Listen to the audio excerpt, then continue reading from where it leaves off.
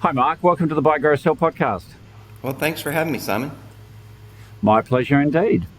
Mark, I know we're going to have a bit of a chat about the business Village Real Estate that you built over a period of time and ultimately sold. But before we kind of get into the guts of that particular business, maybe you could just give the audience a little bit of your background and kind of, I guess, what led to that particular business and that part of your journey.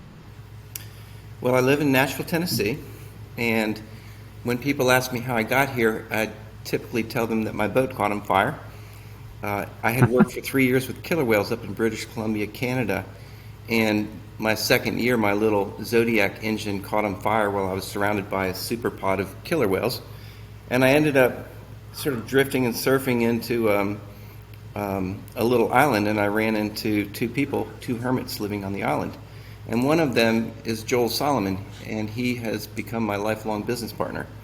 So he was up there taking care of his health. His family was from Tennessee. When his father died, he was back in Nashville, and I came down for a visit and never left. Wow.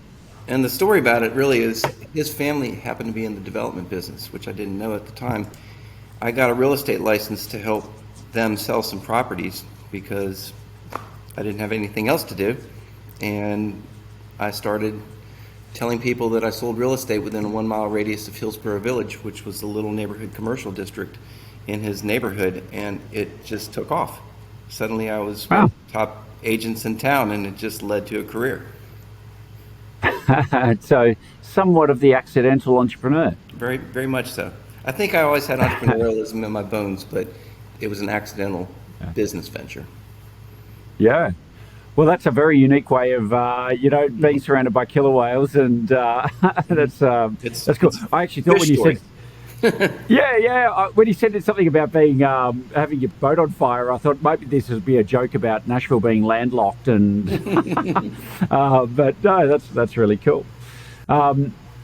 So, how did you go about starting Village Real Estate? Was it in partnership with Joe Solomon, or was it something separate?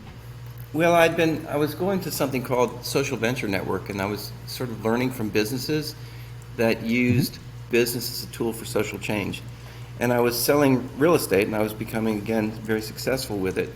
But I could see all these businesses like Ben and Jerry, and they were doing really good things with business, and I felt like I needed to start something. So in 1996, I started Village Real Estate Services with myself and two agents, and sort of set out to change the way real estate was practiced. I put 5% of the company into what I call the Village Fund, and the premise was, as we started making money and started making distributions to our shareholders, which entrepreneurs are apt to do because they're the biggest shareholder, there's value in it for the community. And so we started giving funding to everything that helped with homes, neighborhood, and communities in the neighborhoods that we were serving. And it became something big. It became a real attraction for agents, and we started growing an agent base. We called them change agents because we'd put them in as the face of the Village Fund, and when we made donations, they would be the ones who were the champions. And it became sort of a virtuous cycle. It became something that we could do, and the city recognized it, and we I don't know, people want to buy homes from people who are caring about the same things they care about.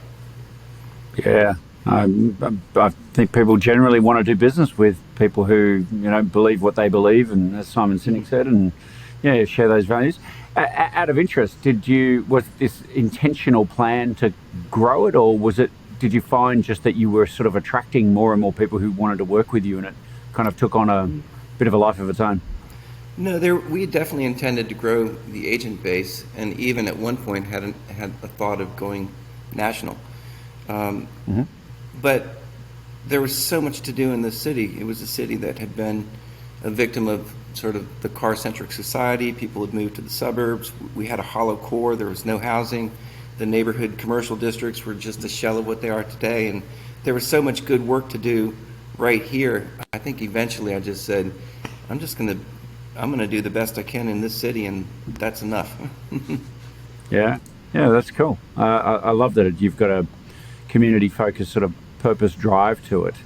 Um, so, can you talk us through what that growth path looked like?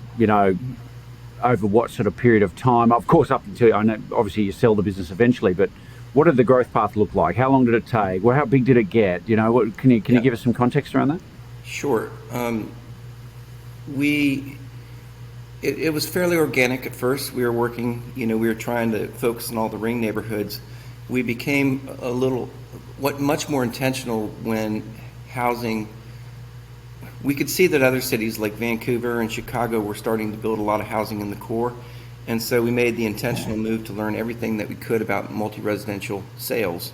And so we started early on when bigger condo projects started happening in the city, we would get the listings. And so, when the Gulch, which is a neighborhood here in Nashville, we listed a 400 unit condo project. We listed 100 units here, 50 units here, 100 units there. We started listing all the big projects, and that became an attractor because I had to put together teams. There was something to sell. People didn't have to go get all of their own listings, and that became an attractor and sort of differentiated us from a lot of sort of suburban-centric real estate companies that didn't have that niche.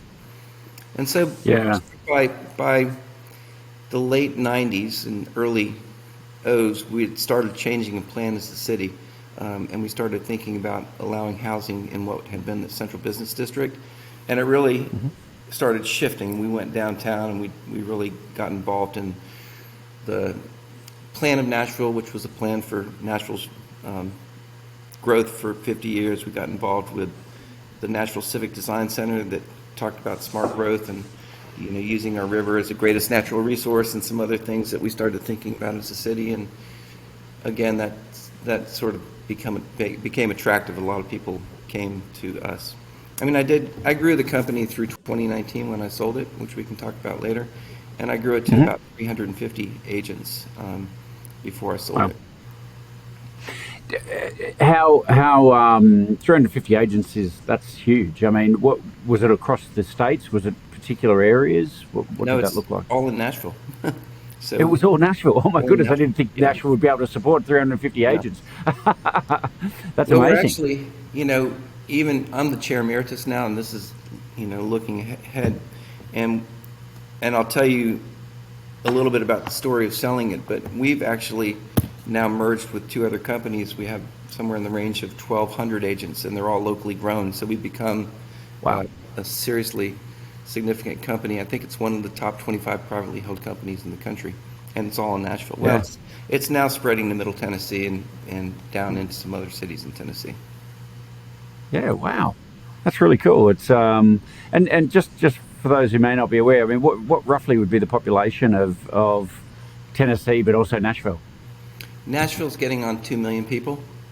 Uh-huh. I can't tell. I'm not sure how many people are in Tennessee.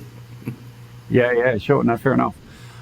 Yeah, wow. Okay. Like, I mean, I don't do real estate, so I guess for me thinking about that many people, geez, there must be a lot of development, a lot of stuff happening in Nashville. Well, we are currently the number one emerging trend city according to the Urban Land Institute. We're Wow. we're the city in the United States where people want to come invest. So yes, Yeah. and we just Yeah. attracted like Oracle with 8,300 jobs, and Amazon's coming with their 5,000 jobs. There's a lot of job growth here. Yeah, that's cool. And where there's jobs, people will move. So yeah, that makes sense. Um, Talk to me a little bit about your model there, because you touched on something there about having these big projects, 100 units here, 50 units there, etc. And I mean, that does sound like an attractive thing for real estate agents. I mean, I think I'm used to seeing the local agent, right? And they're running around, banging on doors and trying to drum up their business before they can even do the work of selling and so they can get paid. And it's that classic almost, even though people work in an agency, they're almost a bit of a lone wolf because they've got to do everything. That's right. That's how I've always envisaged real estate. So it sounds like you did have a very different model. Well, yes, we still have agents that list and sell houses, the individual houses, and we encourage people to become listing agents when possible, because then the others can run around the customers and take people in cars. But then if you start listing projects like this, there's a longer life cycle, and you have to start working with first of all, developer early. You have to help them think through an identification package. You have to work with them to give them design feedback for floor plans and, think through the unit mix. Sometimes you're starting well in advance of the sales process. And then you get to a place where you might have to pre-sell some units, and sometimes, some projects you'll have to pre-sell 25, 30% of the units before they can even get a construction loan. And so we have to work closely, and of course we love repeat clients, people who are local developers who keep coming back and building more, and we get to do it again and again. Yeah, fabulous. Talk to me a little bit about, I guess, you've given me a high level there of the journey of the business, but I'm curious about your journey here as the business owner. You obviously discovered fairly early on, working with Joe, that you had a knack for real estate and obviously sales. How did your role change, though, from being kind of an early startup and obviously you're on the front line doing everything probably, but how did your journey change as the business owner through this sort of period? A couple of things. I mean, you have to start, if you're just an entrepreneur and only responsible for yourself, you do everything. And I think I read the E-Myth pretty early on, and it basically says, you need to find your best, your first administrative hire should be really, really good, and you should try to get somebody who can grow into your COO. And indeed, I've been successful at doing some of that. I've got people who have been with me for 20 years, that have grown up, and wow. they do, I can delegate a lot of pieces of business to them. But I think there's a relationship thing too. You get to know a lot, like agents, it's a whole community, and we like to have a lot of fun. We did a lot of, various outings and social things with the agents. We tried to do bus tours, for instance, to take, maybe we get 2 Greyhound buses and we'd tour around through the city and look at all the new projects that were coming up so that they could become educated to sell them. And there is something about the relationship building that matters, because agents don't necessarily stay with you forever. They come in, they might be with you 5, 6, 7 years. They might go off and start their own agency. They might go off and join another company. There's 350 agents who came through when I was, growing it, but there's probably 700 that came through that are still working in the industry in other firms. And some of that had came back and really, really manifested in a complete business cycle when I sold the company. Yeah, interesting. And did you, what about it? I mean, at the helm, being the leader of this organization, I mean, in my experience, and I've done everything from startups to businesses that have got solid 8-figure sort of turnovers, I've certainly found that my role in the organization had to change. And certainly many of the business owners and even guests I've had on this show have talked about their role as a leader having to evolve, sometimes people having to upskill, change kind of how they're approaching certain things because the size of the business just really almost demanded it of them. What was your experience like? I mean, as the leader, did you find that you were having to go through those kind of changes yourself? I think I had some really good executive teams for a time. It seemed that I probably aired a little late, and I got some folks in the company who were a little too reactive. Agents can be prima donnas. They're salespeople. They're their own personalities, and you can't just cater to every whim. And if you start trying to do that, then you're spinning your wheels. You're going in multiple directions, and you had to change with the business too, because early on when I started the business, the splits for the company were much better than they were when I sold the company. And the agents have demanded more of that share, because there's companies that are, like Remax started first and they had the 100% model. So the models kept changing, and we had to change with it. Otherwise people would leave for a better model.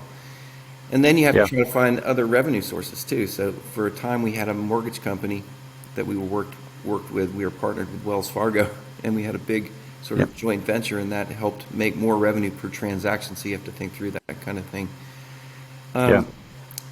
I still was sort of the chief cheerleader. You know, I'm a juggler by hobby, and I was teaching, like, even in the last year, I would do this juggling on. We did juggling and music on Friday, and so 40 or 50 people would come and we'd drink and we'd juggle. I teach them how to juggle, and it became sort of a thing, you know. So you still have to stay in touch and become involved as a person. Yeah, okay. So hang on. So are you saying juggling was an actual thing, not a metaphor for lots of balls in the air? Here's my village branded juggling balls. Cool.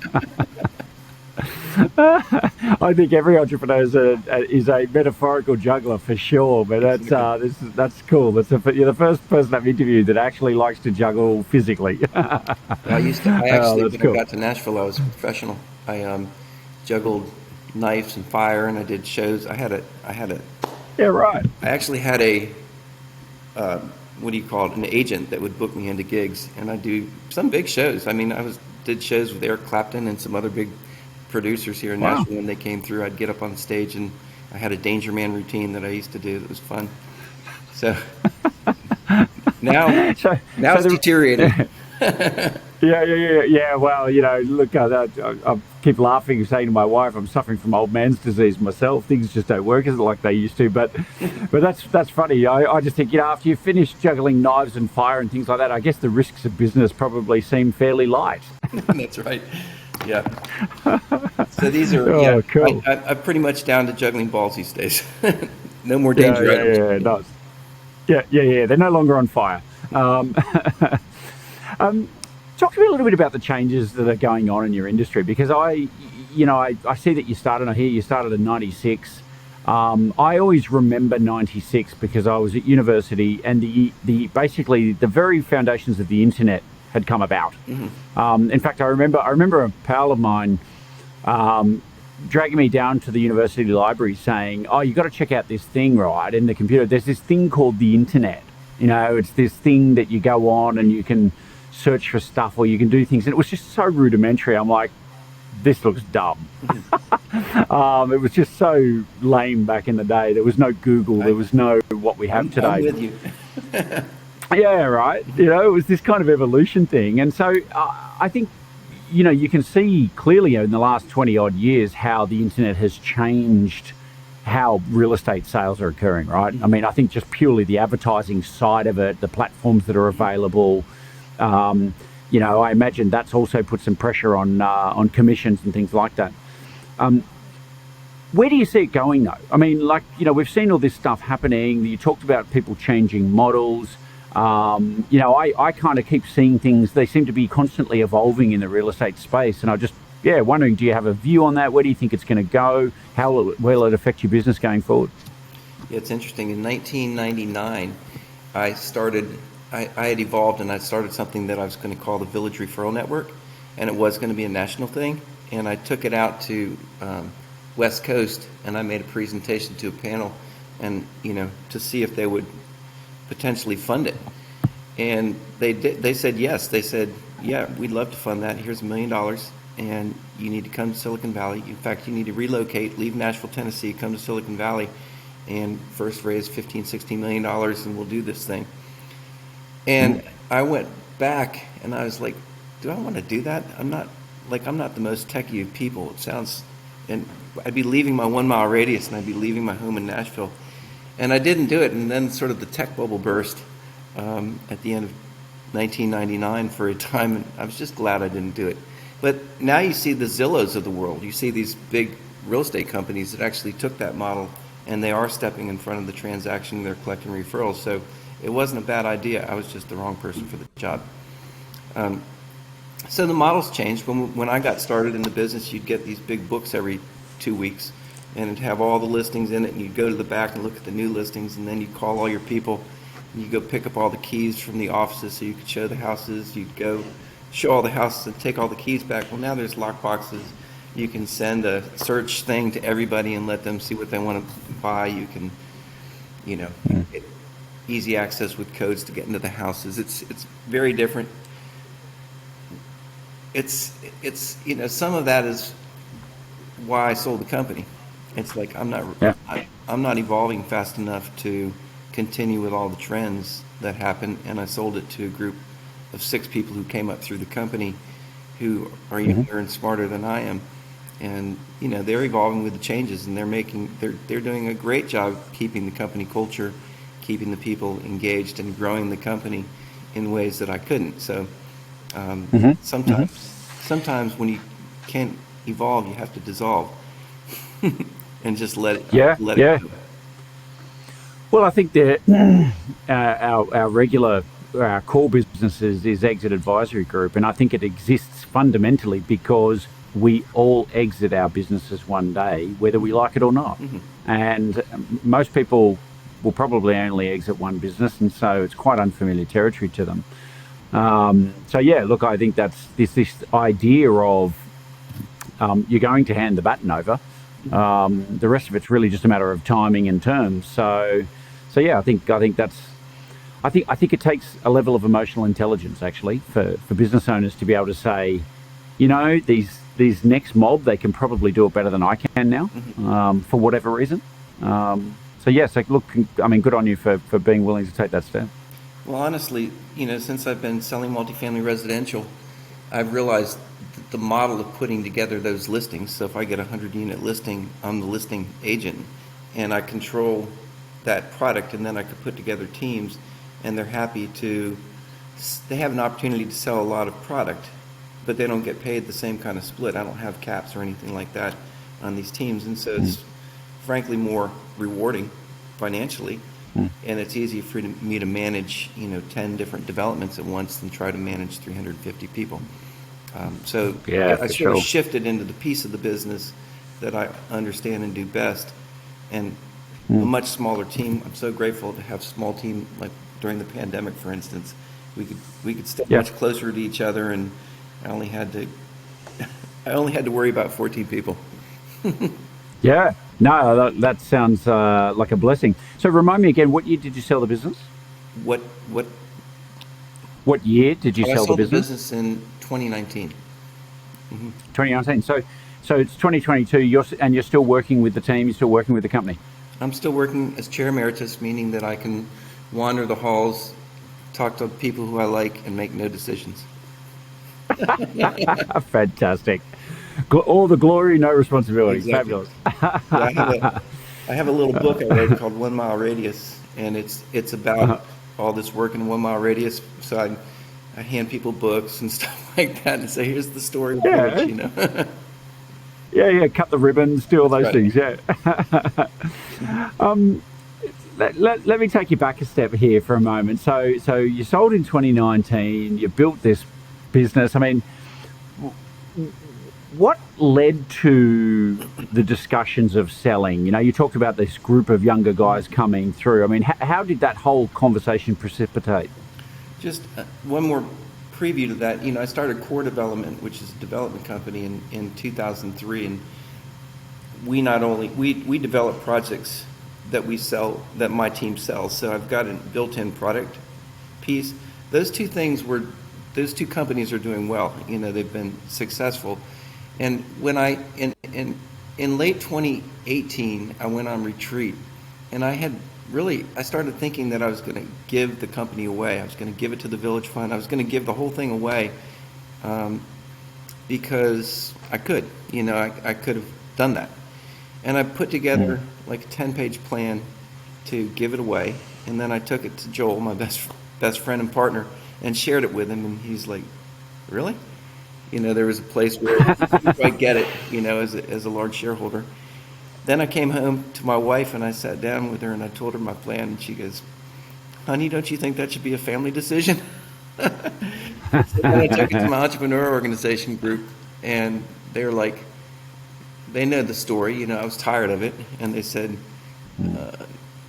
fatigue makes cowards of us all, is what they said. And so the next, 2 weeks later, we were planning our 22-year celebration, and we had this 22 in review, and we were giving away $100,000 from the Village Fund. We were topping it out at $2.2 million, and there was 450 people there, and it was a big celebration. We had jugglers and stilt walkers, and I was really proud of it. I was really proud of what I'd built, but the giving I couldn't figure out the giving it away thing, and that's not easy to do Yeah. either. And right after that party, I heard rumor that 6 of my agents and former agents were going to start their own company. And I called one of them in the next day and I said, David, what's up? And he goes, oh, we all grew up through the company together. We sort of want to be like you. You know, we think that we have some good ideas. We want to put it together. And I just had this notion. It's like, well, why don't you just buy in the village? And he said, I didn't know we could do that. And it was like an hour later, I'd sat down and I was sitting with the 6 of them. And they're like, well, we want to buy a majority of the company. And I said, okay. And we want to buy the buildings that you have that house all the agents. And I was like, super. And we have to close in 2 weeks because we already announced. And I'm like, no problem. so Wow. it was just that kind of thing. And I was actually going on an adventure. I was going shark diving with my EO group. And we got on the plane the next day, and I was going across country because we were going out to Guayaquil off the coast of Mexico. And I got an offer. They put an offer together like overnight, and it came through the internet on the plane, speaking of internet, you know. And it was a good offer. And I sort of started walking it up and down the aisle talking to my EO buddies, and we got to San Diego, and we got on the boat, and over the course of the next 7 days is we were diving with great white sharks. So we went out and we were diving with the great white sharks, and I was in the captain's cabin every day doing, you know, phone calls with my team, organizing, putting everything together. I made a counter offer, they countered again. We got it done, and by the time I got back from diving with the great white sharks, I'd sold my business. So Wow. I know. Another fish story. And another metaphor. Another metaphor here of swimming with sharks. No, actually, they were real sharks, not the deal guys. Yeah. It was... Not Shark Tank. exactly right. That's hilarious. You know, I just recorded another episode just prior to coming on here to chat to you, and you are now the second person in a row who told me they did a deal in 2 weeks. I mean, this is crazy. People listening to this thing are going to start thinking doing deals is just a simple It's thing. easy. You wake up one day and 2 weeks later, it's totally. It is funny though. We cut a deal, and it was a handshake deal, and this is where all the trust. You know, we had the relationships with those 6 people are deep. They'd worked on my teams. Yeah. 2 of them were partners in my core business for a while. When we made a handshake deal, they turned it over to their attorneys, and when it came back from their attorney, it was just drastically different. And you know, they called me. I think I was still coming back across country, and they called me and they're like, we made a deal and we're going to stick with that deal. We're going to talk to our attorneys. They were new, they were too ambitious. We're going to make it work, and we got to do it fast. We got to try to close Friday. It was just like that. And it's great that you guys were able to have that conversation. I have seen deals go south at that point because there was too many egos in the room. There's, you know, sometimes I've seen this, is not that I want to pick on lawyers here because there's brilliant lawyers out there and we work with some excellent ones every day, but you know, I've seen lawyers get introduced to a deal and it's like they want to take over everything and run it, and it's all about them and how hard they can screw the other side. And it's like, man, all you're meant to do is document what we've actually agreed on. It's the deal's done, right? Too many times. So it's one of those variables, I think, for those thinking about selling their business or perhaps even their properties, is thinking about who your deal team is. Who are the people around you that are giving you the advice? Are you all aligned? Do you all understand and have the same expectations? Because getting to that point of having a deal agreed verbally and then having it, you know, be blown up by somebody is devastating and very frustrating and such a waste of time and money and effort. Yeah, people get in their positions and it messes. You know, it's like, well, I'm going to harden my position too, then. You know, and it just. Yeah. Let me show you how hard I can dig my heels in. Yeah. You're a jerk. I'll be a jerk too. Exactly right. Exactly. Rather than sort of putting down the emotion of it too. And it's something I think even for business owners themselves, like it doesn't necessarily have to be a lawyer that comes into it. It's, I'm working on a transaction right now where there's an obvious buyer. There's a long-term relationship with my client. the buyers come in and despite knowing where the market is at, because we've got other offers on the table, they've lowballed. And my client is pissed off, in fact, insulted. It just feels like what a low thing to do, you know. Don't own my company ever anyway. Yeah. Yeah, you know, it's like, okay, all right, you know what? But we could dig our heels in here and get offended and react accordingly, or we can just accept that everybody comes to the table with a different view on different things and a different approach, and let's not take it personally. Let's go back and have another discussion. And, you know, at the end of the day, if they don't want to buy it, you know, you don't have to sell it, right? You don't have to sell it for what they're offering, but everything is a negotiation. And I can't believe I'm doing this already, but I'm going to come back to this juggling theme here. But yeah, you know, a negotiation is such a sensitive thing, and there are so many balls in the air. And I think, you know, this is why I think it's critical that you've got good people around you, that, you know, you can get perspective and help, I guess, take some of those balls if you've got too many in the air.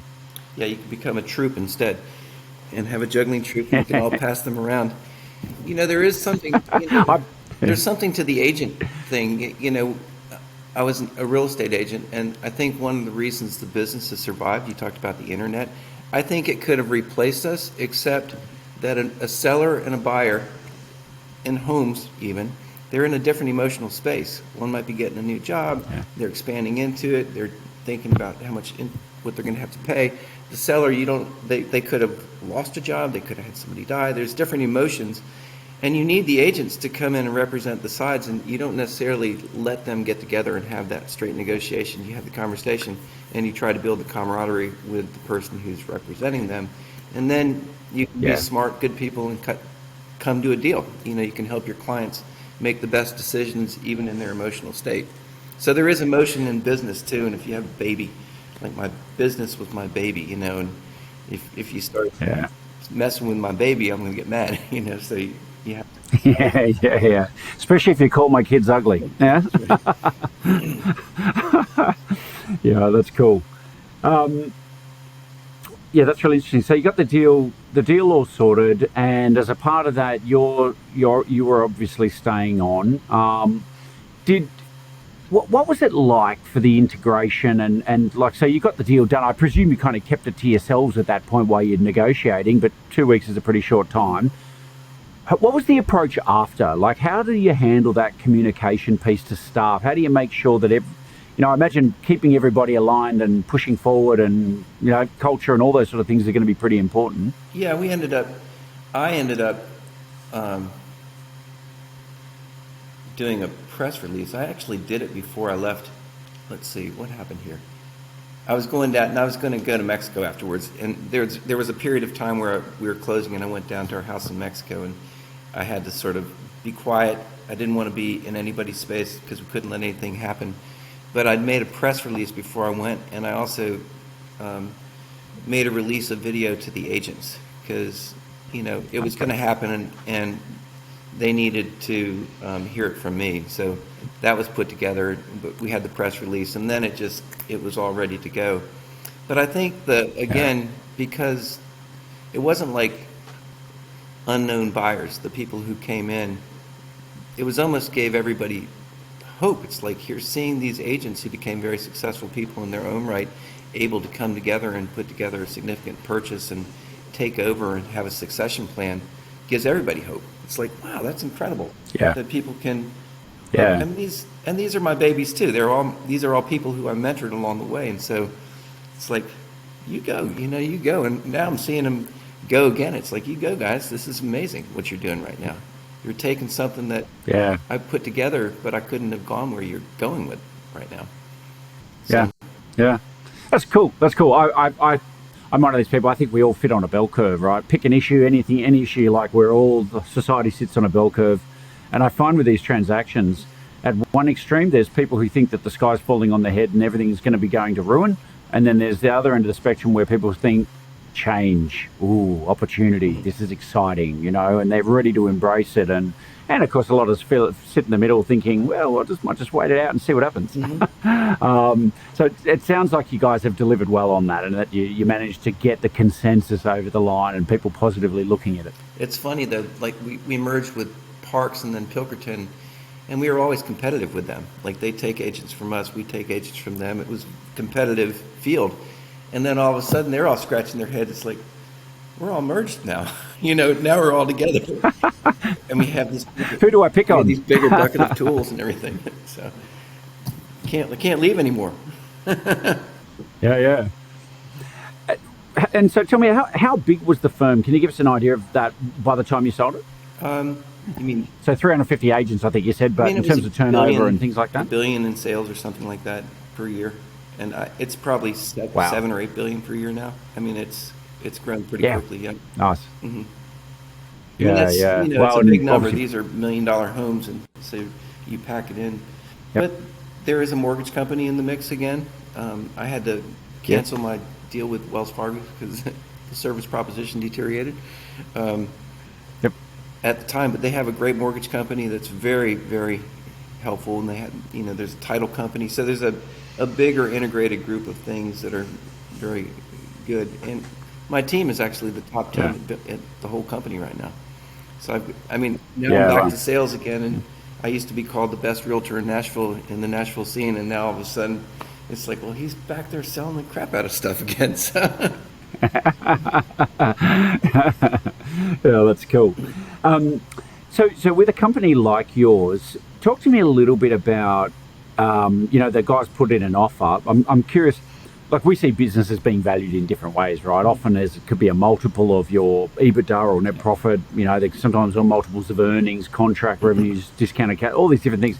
How did your business, what was the methodology that was used to sort of come up with a number? I actually had done an analysis before. I have a business broker. My wife is also an entrepreneur, and he had helped her sell her business in 2016. And so I liked him. I liked the work they did, and they had done evaluations, so I knew sort of the EBITDA and the multiples for my business. And I had it for all three companies. So the City Living Group EBITDA is lower than the Village EBITDA because it's bigger, and Core is a different EBITDA because it's a development group. And that's what we based it on. He came in and helped me negotiate the deal. When I knew that there was a deal in place, I put together my executive team, and they all got rewarded for being quiet, And then I brought in Mike Nolan, and he came in, and he was the one who was the go-between negotiating the deal. So when I was calling from the shark boat, from the helm, I was talking to my executive team and Mike Nolan, and then he would convey to them and get back. It really was a offer, counter, accept. It was really fast. Yeah, cool. Without necessarily going into the actual numbers, can you share with us what was the multiple that you got? It was a 5 multiple EBITDA. Yeah, cool. And adjusted EBITDA, that's good. Just from my standpoint, Village had become an investment company, and it had these other sub companies, and so we were heavily invested in neighborhood commercial districts. And when I sold the brokerage, I was looking at Village People, which is the name of the entire company. And it's a 25-year-old partnership, and I had another partnership, 1221 partners, and it was like, I'm going to wind all of them down. And so I've been on a wind down. I've been selling everything, all the real estate. Nashville's frothy. These values have built up. I've just been selling it, and it's been an incredible ride for my shareholders of since 1996. I've been sending them checks since January of 2019 every month, talking about some big asset that's sold. So it's been fun. That's been the fun part. Yeah, very cool. And so where do you go from here? It's you've got 1 mile radius, you've still got core developments, you're still working in Village Real Estate. Is there is your plan just to work forever? Is there a different kind of role for Mark one day? Yeah, I call myself a community builder, and so I'm heavily involved. We've laid down 100 miles of greenways in our city, and I've been heavily involved in it since the beginning. I've been the chair of the Urban Land Institute. We have 800 members, and I'm heavily involved in thinking through the issues of the day. I'm in the Mayor's Sustainability Advisory Commission, and I'm thinking through how to reduce our carbon footprint. I put a lot more of my time into community these days, and that was a blessing too, because the Village was taking too much of my time. Yeah, Yeah, it's it is interesting. I mean, you started Village with this different concept, and you're giving back and contributing to the community. How important do you think purpose is for business owners looking to grow? I mean, Purpose outside of making money, of course. yeah, I mean, I'm sort of espousing what SVN taught me, which is use your business as a tool for change. We put so much as entrepreneurs into the business, and it's hard to separate your life from your business if you're going to be an entrepreneur. And so if you go in and one bucket's your business, and then you have one bucket that's your family and home, and then you have another bucket that's community, what's going to get left behind if you're an entrepreneur? You're not going to be doing your community stuff.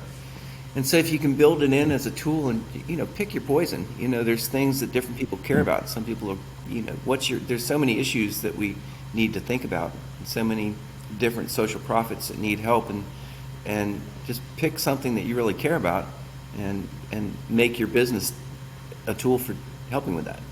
So you talk about ribbon cutting. I mean, we're ribbon cutting greenways all the time, and we've given a ton of money through the Village Fund and Core Fund now through to that cause and other things, affordable housing, youth enrichment. There's a whole bunch of things that help create community in the neighborhoods we're serving, and the tools. Yep. It's not just the fun and giving, but the tools of putting your energy into it just pays big dividends. First, that's nice. Nashville's a good city. Some of it we help build it. Yeah, that's cool. I look forward to visiting one day. Come on, you can get visit my brother in Arkansas. Yeah, yeah, that's right. I should pop over and say hello to him too. But Mark, sorry, I want to ask you in a second, maybe if there's one or two kind of, I don't know, parting tips that you'd share with business owners who are perhaps maybe a little bit earlier in their journey than you are at the moment, who are trying to grow a business, who are trying to kind of maybe achieve some of the things you've achieved. Before I kind of put you on the spot and ask you that, though, are you happy for people to be reaching out and connecting with you and all that sort of stuff? Yeah, I enjoy sharing at this point as I can. So, and people do reach out and try to help people when I can. I'll tell them Cool. if I don't know anything about it and can't help them because I'm not that smart in most things. What's the best way for people to get in touch? Mark at villagerealestate.com. Awesome. MARK. Awesome. We'll put a link to that in the show notes. Are you happy for people to reach out and connect on LinkedIn? Sure. I don't do too much social media, but LinkedIn I do. Yeah, cool. And as we always say on the show, if you do reach out to Mark on LinkedIn, please, if you're connecting, maybe put a little note, let him know that you heard him being interviewed on the Buy Grow Sell podcast, and he'll have some inkling as to where you're coming from and why you're reaching out. Good. Mark, yeah, I think we all get spammed with all these people that are just randomly connecting, right? Mark, can I put you on the spot? Can I ask you, I don't know, is there one or two tips or any sort of parting wisdom you'd like to share with other business owners? Well, since I'm in the real estate space and, the agents who came to me who wanted to get into the business, I asked them what is it that you do in business that nobody else does? And so you have to define your niche. What is your 1 mile radius? Because if you go and you answer and people ask that question, you say, I'm a real estate agent. It's like there's millions of real estate agents. You need to tell them something that gets their attention so that you get to the next sentence in a conversation. And so, decide who you're going to be. And the same thing in business. Decide who you're going to be in business and just at least stick to it enough so that you succeed in that area first. Then you can diversify. Yeah, great advice. Mark, thank you so much for coming on the show. I appreciate you sharing your story. It sounds like you've had a wonderful journey, and there's still a long way to go of having a real impact, not just in business, of course, but in the community you're involved in. So really appreciate you sharing and giving us your time today. Well, I would recommend that you come on down to Nashville and have a look. That sounds like a great idea. For all of those who are listening, I hope you've enjoyed this episode. As we mentioned, there'll be some links in the show notes for this session, and feel free to reach out to Mark if that resonates for you. And look, once again, we hope you enjoyed the show.